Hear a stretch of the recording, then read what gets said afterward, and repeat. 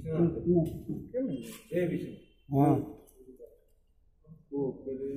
ऐसा देखा जाता है कि किसी के नाम से तोजी होता है, म्यूटेशन हो जाता है, लेकिन हमारे अगरतला पौर निगम के रिकॉर्ड में वो नहीं होता। हमारे पास ऑफिशियल रिकॉर्ड में म्यूटेशन अगर कोई अप्लाई नहीं करता है तो हमारे रिकॉर्ड में नहीं होता है। इससे चल के आगे काफी लीगल हैसल्स, लीगल इश्यूज होते हैं।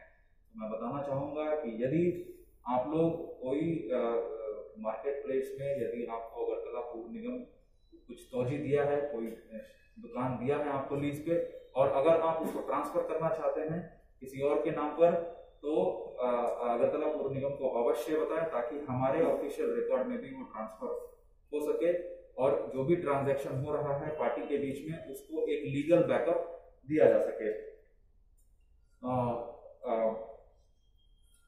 उसके साथ ही मैं ये भी बताना चाहूंगा कि काफी सारे स्टॉल्स हम लोगों ने बनाकर शॉपकीपर्स को दिए थे जिसका कैपिटल रिकवरी अभी तक नहीं हुआ है। तो ऐसे शॉपकीपर्स के साथ को मैं अपील करना चाहूंगा कि छोटे इंस्टॉलमेंट में ही सही, लेकिन आप ये कैपिटल रिकवरी जो अमाउंट है वो एएमसी को दें और आने वाले समय में बिना किसी चिंता के अपना बिजनेस करें। इसी के साथ मैं यहाँ जितने भी अगरतला पौर निगम एरिया में बिजनेस करते हैं उन सभी लोगों से मैं एक आग्रह करना चाहूंगा, अपील करना चाहूंगा कि पब्लिक रोड, पब्लिक प्लेस पे एनक्रोचमेंट ना करें। इससे सभी को असुविधा होती है और इमरजेंसी के टाइम में यदि फायर ब्रिगेड का गाड़ी हुआ या फिर एम्बुलेंस का गाड़ी हुआ, यदि आप पब्लिक प्लेस पे आके बिजनेस करेंगे तो इन इमरजेंसी सर्विसेज को भी प्रोवाइड करने में समस्या होती है। इसके अलावा जो हमारा रूटीन ट्रैफिक होता है उसमें भी प्रॉब्लम होती है। आप लोगों से अपील करना चाहूंगा कि पब्लिक रोड पे एनक्रोचमेंट ना करें और अपने अपने आपको दिए हुए स्थान पर सीमित रहकर ही अपना बिजनेस करें। उसके बाद मैं बताना चाहूंगा कि हम सभी लोगों के घरों में सेप्टिक टैंक होता है, तो हाइजीन के हिसाब से देखा जाए तो उस सेप्टिक टैंक को प्रत्येक 3 साल में क्लियर कराना चाहिए। तो मैं बताना चाहूंगा कि हमारे पास ये ऐसी सुविधा है, ऑनलाइन अगरतला म्युनिसिपल कॉर्पोरेशन के वेबसाइट पे जाकर आप सेप्टिक टैंक के लिए डिमांड ऑनलाइन प्लेस कर सकते हैं। आपको सभी को बताना चाहूंगा कि जरूर प्रत्येक 3 साल पे अपना सेप्टिक टैंक का आप लोग क्लियर कराएं ताकि आप लोग और अपने नेबरहुड को फूड एंड वाटरबॉर्न डिजीजेस जैसे कि डायरिया, हेपेटाइटिस, कॉलरा, इन सब से बचा सके। उसके बाद मैं सफाई के बारे में बताना चाहूँगा। प्रत्येक वार्ड में हमारे सेल्फ हेल्प ग्रुप की महिलाएं होती हैं जो बाड़ी बाड़ी जाकर आवर्जना कलेक्ट करती हैं। तो मैं आप सभी लोगों से अपील करना चाहूँगा कि उनको एनकरेज करें और ज़्यादा से ज़्यादा नंबर हाउस होल्ड्स अपने घर के गार्बेज को सेग्रीगेट करें। और सेग्रीगेट करने के उपरांत उनको केवल और केवल सेल्फ हेल्प ग्रुप महिलाओं को ही दें। इससे आपका घर, आपका लोकेलिटी साफ रहेगा, साथ ही साथ में उन गरीब महिलाओं को रोजगार का अवसर मिलता है। और किसी भी हालात में अपने घर के गार्बेज को आप ड्रेन में, नाला में ना फेंकें। इससे क्या होता है कि बारिश के टाइम पे ड्रेन्स ब्लॉक हो जाती हैं और बारिश ज़्यादा होने पर हमारे सड़कों पे पानी जम जाता है और वही पानी हमारे घर में जाता है, जिससे कि कई सारी बीमारी फैलने का भी चांस होता है।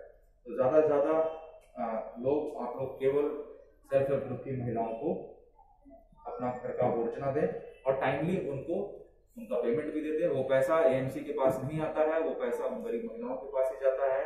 महीने का 60 रुपये वो लोग लेते हैं, प्रत्येक दिन का देखेंगे तो 2 रुपये लेते हैं। इसी प्रकार से आने वाले समय में आप लोगों ने देखा होगा कि हमारे मार्केट एरियाज इतने साफ नहीं रहते हैं जितना होना चाहिए। आने वाले समय में हम लोग मार्केट एरियाज में भी door to door garbage collection का अरेंजमेंट कर रहे हैं। आने वाले अगले 15 दिन 20 दिन में ये सिस्टम शुरू हो जाएगा। उसके लिए मैं सेपरेटली मार्केट कमिटीज के साथ मीटिंग भी करूंगा, वो भी पेमेंट बेसिस में होगा। मिनिमम बेसिक पेमेंट जो होता है 60 रुपये छोटी दुकानों के लिए, और जिस तरीके का दुकान अगर बड़ी दुकानें होती है दुकान के साइज के हिसाब से आपको पेमेंट देना होगा। और वो पेमेंट भी एएमसी के पास नहीं आएगा, वो भी पूरा का विभाग की तरफ से पूरी कोशिश कर रही है हमारे कम्युनिटी टॉयलेट, पब्लिक टॉयलेट को सुंदर करने के लिए, अंदर मेंटेन करने के लिए, अंदर पानी की सुविधा दी गई है, बढ़िया लाइटिंग का सिस्टम है, वेंटिलेशन है। अभी हम लोग सभी पब्लिक टॉयलेट में लेडीज पार्ट में हम लोग सैनिटरी नैपकिन वेंडिंग मशीन हम लोग इंस्टॉल कर रहे हैं। 5 ऐसे पब्लिक टॉयलेट हम लोगों ने पायलट बेसिस में लिया था, वहां पे ऑलरेडी हम लोगों ने ये इंस्टॉल कर दिया है और आने वाले समय में पूरे एएमसी में 42 पब्लिक टॉयलेट हैं, सभी में हम लोग सैनिटरी वेंडिंग मशीन इंस्टॉल करेंगे। तो आप लोगों से अपील करना चाहूंगा कि आप लोग इस प्रयास में अगरतला फूड निगम का सहयोग करें। इसी प्रकार से आने वाले समय में हम लोग ओपन एरियाज डेवलप कर रहे हैं और आने वाले समय में और भी करेंगे। हम लोगों ने यहाँ पे वॉल्स की पेंटिंग की है, आइलैंड्स के जो हमारे सड़क जो इम्पोर्टेंट लैंडमार्क्स होता है वहाँ पे हमने स्पेशल लाइटिंग किया है और लैंप्स लगाए हैं। आने वाले समय में हम लोग ओपन जिम भी खोलेंगे, 3-4 ऐसे लोकेशन हम लोगों ने आइडेंटिफाई किया है। तो शहर को ओवरऑल एक सुंदर और एक स्वच्छ और एक स्वस्थ अगरतला शहर बनाने में आप सभी लोगों से मेरा रिक्वेस्ट रहेगा कि आप लोग हमारा इस उद्देश्य में हमारा सहयोग करें। और अभी तक ऐसा मैंने देखा है कि पिछले 4-5 महीने हो गए हमें वॉल पेंटिंग शुरू किए हुए और हमें नागरिकों का पूरा सहयोग मिल रहा है। इसके लिए मैं आप सभी लोगों को धन्यवाद बोलना चाहूँगा। इसके बाद मैं बताना चाहूँगा बिल्डिंग प्लान को लेकर, प्लीज़ ये एक अगरतला में एक इमर्जिंग प्रॉब्लम है। आप सभी लोग बिल्डिंग का कंस्ट्रक्शन बिल्डिंग प्लान लेने के बाद ही बनाएं और बिल्डिंग प्लान के अनुसार ही कंस्ट्रक्शन कराएं, उसमें डेविएशन ना करें। डेविएशन करने से आप जो है अपने पड़ोसी का या फिर कॉमन पब्लिक का डैमेज करते हैं। उससे कभी कभी गली के ऊपर इंक्रोचमेंट हो जाता है, ड्रेन के ऊपर इंक्रोचमेंट हो जाता है, कभी कभी इलेक्ट्रिसिटी पोल काफी क्लोज आ जाता है जिससे कि जान माल को खतरा होता है। तो डेविएशन ना कराएं और यदि आपने कंस्ट्रक्शन कर लिया है और डेविएशन आपका 20% से कम है तो लेटेस्ट त्रिपुरा बिल्डिंग रूल्स 2019 के अकॉर्डिंग यदि आपका डेविएशन 20% से कम है तो आप उसका पेनल्टी पे करके उसको रेगुलराइज करा सकते हैं। और यदि उसका डेविएशन 20% से ज्यादा है तो 20% से ज्यादा वाले पोर्शन को आपको डिमोलिश करना पड़ेगा। तो इस टाइप की के कॉम्प्लिकेशंस से बचने के लिए आप लोगों से आग्रह करूंगा कि आप लोग केवल बिल्डिंग प्लान के हिसाब से ही अपने बिल्डिंग को बनाएं। और अंत में मैं बताना चाहूंगा कि हम लोगों ने काफी सारी सर्विसेज ऑनलाइन चालू की हैं, जैसे कि प्रॉपर्टी टैक्स का पेमेंट, ट्रेड लाइसेंस के लिए एप्लीकेशन और उसका पेमेंट, सेप्टिक टैंक यदि आपको क्लियर कराना है तो उसके लिए भी आप एप्लीकेशन ऑनलाइन दे सकते हैं, कोडिंग के लिए आप एप्लीकेशन ऑनलाइन दे सकते हैं और बिल्डिंग प्लान के लिए भी आप लोग एप्लीकेशन ऑनलाइन दे सकते हैं। इसके साथ ही साथ हम लोगों ने एक कंप्लेंट के लिए एक ऑनलाइन पोर्टल बनाया है। अभी तक हम लोगों ने उसमें 33 कंप्लेंट्स रिसीव किए हैं और उसका हम लोगों ने सॉल्यूशन किया है। तो आप लोग के माध्यम से मैं सभी को बताना चाहूँगा कि आप लोगों को आप लोगों के इलाके में यदि किसी प्रकार का समस्या है, जैसे कि गार्बेज का प्रॉब्लम है, स्ट्रीट लाइट का प्रॉब्लम है, रोड का कोई ऐसा इशू है, तो आपको वार्ड ऑफिस भी आने का जरूरत नहीं है। आप उस एएमसी के वेबसाइट पर जाकर ऑनलाइन कंप्लेंट दे सकते हैं, हम उस पर एक्शन लेंगे। आने वाले समय में हम लोग अगले 10-15 दिन में बर्थ सर्टिफिकेट और डेथ सर्टिफिकेट का भी जो सर्विस है हम लोग ऑनलाइन करना चाह रहे हैं। ऐसा देखा जा रहा है कि अगरतला में स्टेट का दोनों स्टेट हॉस्पिटल अगरतला में है, सबसे ज्यादा डिलीवरी पूरे स्टेट के अगरतला में होती है। कोई दूसरे डिस्ट्रिक्ट से आता है तो बर्थ सर्टिफिकेट के लिए इसको दोबारा आना पड़ता है अप्लाई करने के लिए और उसके बाद उसको रिसीव करने के लिए।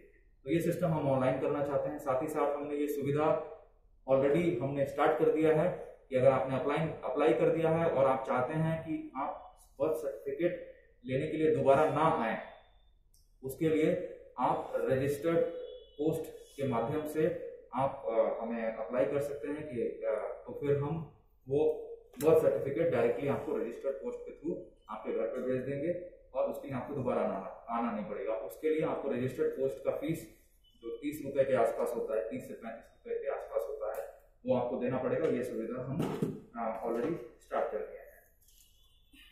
ये था सारा जानकारी अगरतला म्युनिसिपल कॉर्पोरेशन को लेकर क्या सुविधाएं हम दे रहे हैं और इस तरीके से आप लोगों का सहयोग हम लोग मांगते हैं।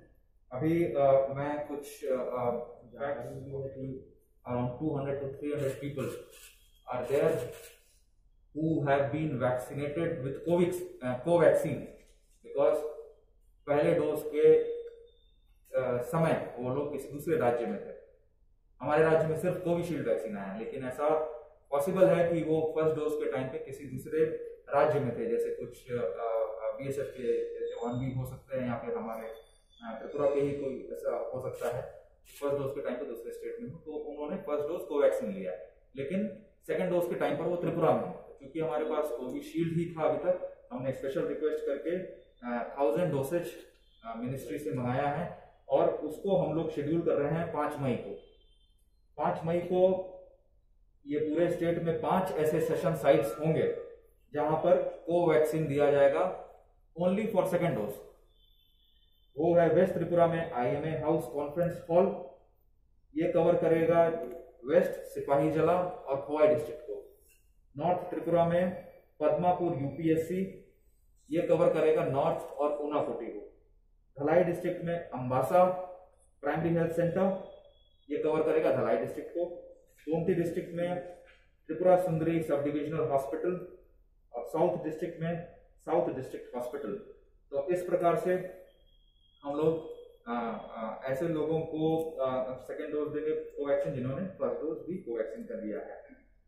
एक और जानकारी मैं देना चाहूँगा, कुछ ऐसे र्यूमर्स आए थे और कि वैक्सीन लेने के लिए पहले टेस्टिंग की ज़रूरत है। ऐसा कोई भी रूल नहीं है, ऐसा कोई भी प्री कंडीशन हमने अपनी तरफ से नहीं लगाया है। आप लोग के माध्यम से मैं सभी को बताना चाहूँगा कि यदि आप एलिजिबल हैं, health care worker, frontline worker या 45 साल से ऊपर हैं, तो बेझिझक जाइए अपने नियरेस्ट हेल्थ फैसिलिटी में और वैक्सीन ले लीजिए। कोई भी किसी भी प्रकार का प्री कंडीशन नहीं लगाया गया है, जैसे टेस्टिंग का जैसे जानकारी मिल रही थी कि ऐसा कुछ लोग बता रहे थे कि पहले टेस्टिंग जरूरी है, इस टाइप का कोई भी डिसीजन नहीं लिया है। और कोविड सिचुएशन को लेकर बताना चाहूँगा कि प्रत्येक डिस्ट्रिक्ट में 100 bedded Covid care centres for mild patients ये कम्युनिकेट कर दिया गया है सभी डिस्ट्रिक्ट मजिस्ट्रेट्स को, और 10 bedded DCSC for moderate patients, moderate symptoms के साथ 10 बेड का सुविधा प्रत्येक डिस्ट्रिक्ट हॉस्पिटल में। और उसी के साथ साथ NHL के साइड से 102 एम्बुलेंस प्रत्येक डिस्ट्रिक्ट में एक एम्बुलेंस दे दी गई है, जो 24/7 कोविड पेशेंट्स को ही अगर किसी का कंडीशन खराब होता है तो उसको सपोर्ट करने के लिए यूज होगा। उसी प्रकार से हमारे अभी स्टेट में फिलहाल 700 ऑक्सीजन कॉन्सेंट्रेटर्स है, 1000 ऑक्सीजन कॉन्सेंट्रेटर्स हम लोग प्रोक्योरमेंट कर रहे हैं, 2500 ऑक्सीजन सिलेंडर्स हम लोग कर रहे हैं।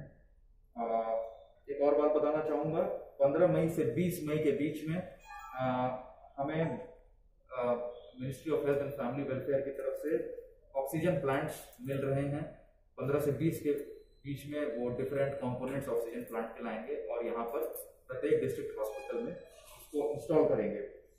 और आज ही हम लोगों ने एडिशनल 17 सब डिविजनल हॉस्पिटल और कम्युनिटी हेल्थ सेंटर में 150 लीटर्स पर मिनट की कैपेसिटी का ऑक्सीजन प्लांट लगाने का आवेदन भारत सरकार को कर दिया है।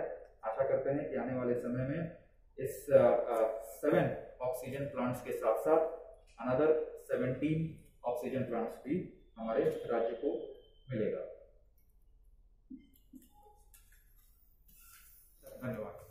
16 जनवरी को ये वैक्सीनेशन चालू हुआ था, उसके बाद पहले ये हेल्थ केयर वर्कर्स के लिए था, उसके बाद फील्ड लेवल वर्कर्स के लिए हुआ, और उसके बाद से ये 1 अप्रैल के बाद से 45 साल से ऊपर जितने लोग थे सभी के लिए लागू हो गया।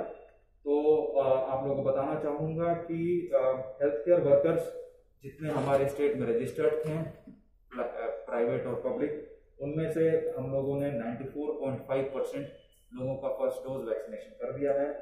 सेकेंड डोज वैक्सीनेशन 83.5% का हुआ है, समय के साथ वो भी इम्प्रूव हो जाएगा। फील्ड लेवल वर्कर्स जितने रजिस्टर्ड थे, फ्रंटलाइन वर्कर्स में हम लोगों ने 95.5% को फर्स्ट डोज कवर कर दिया है और 80.7% को सेकेंड डोज दे दिया है। इसी प्रकार से 45 to 59 ईयर्स इलेक्शन डिपार्टमेंट के डाटा के हिसाब से हमारे स्टेट में 7.67 लाख लोग हमारे टारगेट हैं। इसमें से 56% हम लोगों ने अभी तक कवर कर लिया है। और मोर देन 60 ईयर्स हमारे स्टेट में 3.98 लाख टारगेट है, जिसका 76% हम लोगों ने कवर कर लिया है। और डेली बेसिस पे अभी भी वैक्सीनेशन हो रहा है। फर्स्ट डोज हम लोगों ने एवरेज डेली 10 से 15 हज़ार वैक्सीनेशन कर रहे हैं। आप लोगों को जानकर ये खुशी होगी कि पूरे अगर स्टेट का पॉपुलेशन देखा जाए तो उस पॉपुलेशन का 24% पॉपुलेशन हम लोगों ने फर्स्ट डोज से कवर कर लिया है। ये one of the best figures हैं पूरे इंडिया में। नेशनल एवरेज 7% के आसपास है, हमारे स्टेट में ये चीज 24% है। और इसके बाद मैं बताना चाहूंगा कि भारत सरकार ने 1 मई के बाद 18 साल से ऊपर 18 साल से लेकर 44 साल 44 between 18 to 44 years of age ये वैक्सीनेशन स्टार्ट करने का डिसीजन लिया है। लेकिन इसके बारे में कुछ ऐसी जानकारी है जो मैं आपको बताना चाहूँगा। इसमें 18 to 44 ईयर्स को वैक्सीनेट करने के लिए स्टेट गवर्नमेंट को डायरेक्टली वैक्सीन मैन्युफैक्चरर से वैक्सीन खरीदना पड़ेगा। तो हम लोगों ने ऐसा अनुमान लगाया है इलेक्शन डाटा के अकॉर्डिंग हमें 100% 18 to 44 ईयर्स में 100% सभी को वैक्सीन लगाने के लिए 32 लाख डोसेज का जरूरत पड़ेगा। और जिसके लिए फाइनेंशियल इन्वॉल्वमेंट 133.19 करोड़ है। इसमें वैक्सीन का दाम है, सिरिंजेस का दाम है और अदर एडमिनिस्ट्रेटिव कॉस्ट्स हैं। तो again this is a matter of great happiness that the state government has already released an amount of rupees 133.19 crore। और आप लोगों को अपडेट देना चाहूँगा कि हम लोगों ने सीरम इंस्टीट्यूट ऑफ इंडिया को ऑलरेडी सप्लाई ऑर्डर दे दिया है 16 लाख डोज वैक्सीन के लिए। इसमें हम लोगों ने उनसे आग्रह किया है कि 8 लाख वो लोग हमें 1 मई को दे दे और अगला 8 लाख 15 मई को दे। लेकिन सीरम इंस्टीट्यूट से जो जवाब मिला है उसमें उन्होंने बताया है कि चूंकि उनकी लिमिटेड कैपेसिटी है और 50% सप्लाई उनको केंद्र सरकार को करना है, तो और रिमेनिंग 50% में से उनके जो हाई प्रायोरिटी स्टेट्स हैं जैसे कि महाराष्ट्र हो गए उनको वो लोग पहले वैक्सीन देंगे।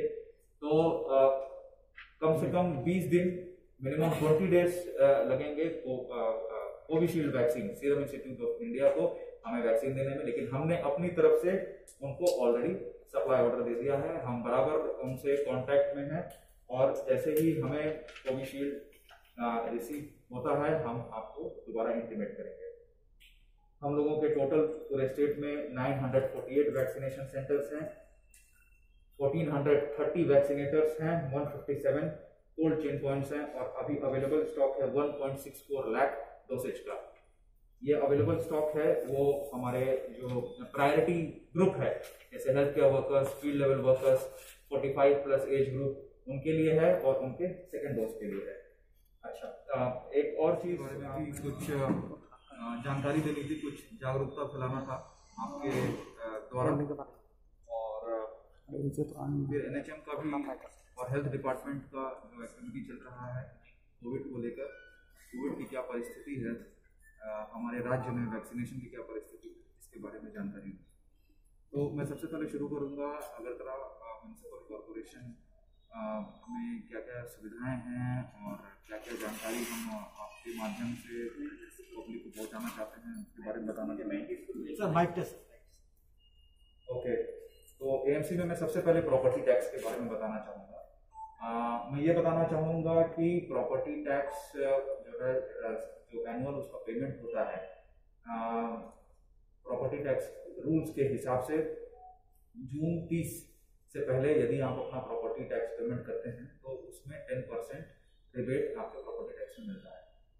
इसी प्रकार से अगर आप जून 30 के बाद करते हैं तो आपको कोई रिबेट नहीं मिलेगा। इन एडिशन आपके ऊपर 10% पर एनम 10% पर ईयर के हिसाब से इंटरेस्ट रेट लगता है। और यदि आपने पूरे साल भर प्रॉपर्टी टैक्स नहीं दिया है तो वहाँ पे कंसर्न ऑफिसर प्रॉपर्टी टैक्स के साथ साथ पेनल्टी अमाउंट भी कैलकुलेट करते हैं। तो ये मैं पब्लिक को बताना चाहूँगा, ये सुविधा है प्रॉपर्टी टैक्स की। क्योंकि अभी अप्रैल का मास चल रहा है, मई और जून 2 महीना बाकी है, तो आप लोग ज़्यादा से ज़्यादा नंबर्स में अपने प्रॉपर्टी टैक्स पे करके साल भर के लिए आप लोग चिंता मुक्त हो जाएं। इसी प्रकार से मैं बताना चाहूँगा कि प्रॉपर्टी टैक्स यदि आपके पास होल्डिंग नहीं है तो अपने जोनल ऑफिस में जाइए, वार्ड ऑफिस में जाइए और होल्डिंग के लिए अप्लाई कीजिए। और यदि प्रॉपर्टी का ट्रांसफर हो रहा है थ्रू परचेज और थ्रू गिफ्ट डीड, तो उसके लिए भी आप अपने जोनल ऑफिस में जाके प्रॉपर्टी होल्डिंग के लिए म्यूटेशन के लिए आप एप्लीकेशन दीजिए। ये जानकारी मैं देना चाहता था प्रॉपर्टी टैक्स को लेकर। अभी मैं बताना चाहूँगा ट्रेड लाइसेंस को लेकर। ट्रेड लाइसेंस को एप्लीकेशन देने का जो तरीका था उसको बहुत ही ज़्यादा सिंप्लीफाई कर दिया गया है। अभी ट्रेड लाइसेंस का एप्लीकेशन आप ऑनलाइन दे सकते हैं। उसके साथ बेसिक रिक्वायरमेंट होता है, बहुत ही सरल तरीके से ट्रेड लाइसेंस मिला जा सकता है। ये राज्य सरकार ने जो पहले काफ़ी सारे डॉक्यूमेंट्स मांगे जाते थे, यदि कोई दुकान रेंटेड है तो उसमें एनओसी मांगा जाता था ओनर से। अभी ऐसा कोई भी ऐसा रिक्वायरमेंट नहीं है। ट्रेड लाइसेंस के लिए सिर्फ आपको अपना एप्लीकेशन देना होगा और एक आइडेंटिटी प्रूफ देना होगा। ट्रेड लाइसेंस के लिए कौन सा ट्रेड आप करना चाह रहे हैं उसके हिसाब से आपको एक फीस देनी होगी और आपको ट्रेड लाइसेंस दिया जाएगा। इसकी सुविधा ऑनलाइन भी उपलब्ध है, आप रिन्यूअल की भी सुविधा ऑनलाइन उपलब्ध है और एक साथ आप 5 साल के लिए भी ट्रेड लाइसेंस ले सकते हैं। इसी प्रकार से मैं बताना चाहूँगा कि राज्य सरकार की एक बहुत ही स्पेशल स्कीम थी, त्रिपुरा राज्य में ही इसको लागू किया गया, जिसमें राज्य सरकार प्रत्येक दुकानदार को first installment insurance premium to the tune of ₹1000 पर शॉपकीपर, 1000 प्रत्येक शॉपकीपर के लिए पहला प्रीमियम राज्य सरकार ने फ्री में दिया है।